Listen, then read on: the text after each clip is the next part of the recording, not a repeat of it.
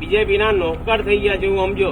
તમને ખાલી પોલીસ સ્ટેશનના નામ પર પોલીસ ભાઈ અત્યારે છે ને તમે સરકાર તમે પોલીસ છે ને બીજેપીના ગુલામ થઈ ગયા છો. એ તમે બીજેપીના નોકર થઈ ગયા છે એવું સમજો. તમને ખાલી પોલીસ સ્ટેશનના નામ પર પોલીસ ભાઈ અત્યારે છે ને તમે સરકાર તમે પોલીસ છે ને બીજેપીના ગુલામ થઈ ગયા છો. એ પરમિશન એટલે એક વસ્તુ છે અડધી રાતે એટલે તમે અમને સમજો કે દબાણ આપો અને અમે દબાણ બોલ્યા છો તમે અત્યારે અહીંયા કેમ આવવું પડ્યું તમારે? સાનું બાઈટ છે તો જોઈએ ને, આવવું તો પડે ને વળી. બરાબર. એટલે તમે બીજેપીના નોકર થઈ ગયા છે એવું સમજો. તમને ખાલી પોલીસ સ્ટેશનના નામ પર પોલીસ ભાઈ અત્યારે છે ને તમે સરકાર તમે પોલીસ છે ને બીજેપીના ગુલામ થઈ ગયા છો. એ લોકો જે રીતે ઇશારા પર નચાવે છે ને એ રીતે તમે નાચો છો. પણ એક વસ્તુ કહેવા માંગીશ, ત્યાં ક્ષત્રિય સમાજ છે, તમે કોઈ બી રીતે દબાવવાની કોશિશ કરશો ને તો કઈ ફરક નહીં પડે મારા ભાઈ. બરાબર છે? તમે કેટલા બી આવશો કેટલા બી બોલાવશો કઈ ફરક નહીં થઈ. બરાબર છે? આ લોકો મને ખબર છે લાઠી ચાર્જ બી કરશે, પણ જો લાઠી ચાર્જ કરવાની ભૂલે ચૂકે બી કરી છે ને ના હતા એમને પૂછી લેજો કે માંજલપુરમાં આ રીતે દર્શન કરવા માટે આવેલા બહુ રિઝલ્ટ થયેલું. રિયલી કહું છું, મજાક નહીં કરતો. પૂછી લેજો. પહેલા આવેલા માંજલપુર નાકાની વાત કરું, માંજલપુર નાકામાં દર્શન કરેલું જે જૂના છે એમને પૂછી લેજો.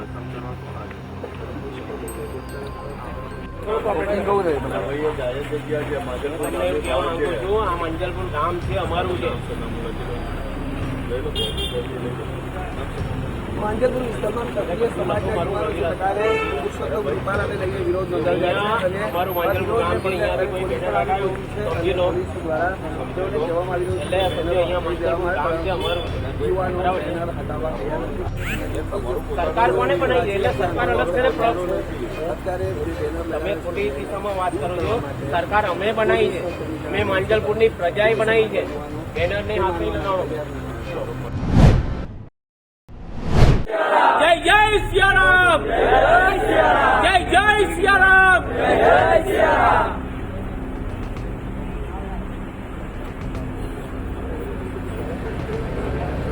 ભવાની જય સિયારામ, જય જય સિયારામ, જય જય સિયારામ, જય શાસ્ત્રધામ, જય માતાજી, જય માતાજી. का फूल हमारी फूल.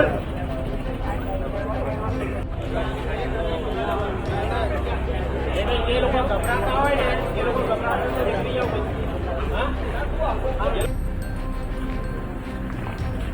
એનાને હાથ નહીં લગાવવાનું મેડમ. हमारी फूल कमल का फूल, हमारी फूल कमल का फूल, हमारी फूल. जय जय राजपूताना, जय जय राजपूताना, जय भवानी, जय भवानी, जय भवानी, जय भवानी, जय माताजी. તમારે પતી ગયું, તમારે જે બાઇટ્સ લેવાના હતા લઈ લીધા અને અરેન્જ કરવાનું કદાચ વિચારતા હોય તો કઈ ફરક નહીં પડતો. આખું માંજલપુર ગામ આવશે.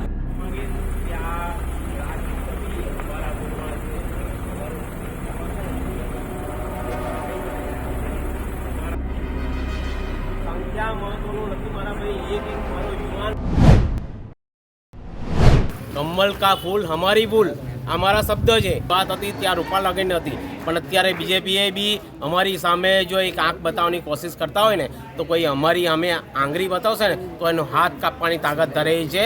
વિષય એક જ છે કે ખાલી આ બેનર નથી, આ ચીમકી છે અને આ તો ખાલી ટેલર છે. આ ટેલર છે, પિક્ચર આખું બાકી છે. જો બીજેપીની સરકાર એવું માનતી હોય ને કે ક્ષત્રિય સમાજને દબાઈશું અને ક્ષત્રિય સમાજ હું કરી લેશે તો મેં જાહેર સોશિયલ મીડિયાના માધ્યમથી કહેવા માંગીશ કે ક્ષત્રિય સમાજ છે, ક્ષત્રિય સમાજ હંમેશા છે ને કુરબાની આપી છે અને અમને મરવા મારવાથી કંઈ ફરક નથી પડતો. અમે પહેલાં બી ઇતિહાસમાં અમારા ગરદન આપ્યા છે, અમારા દળ આપ્યા છે દેશ માટે.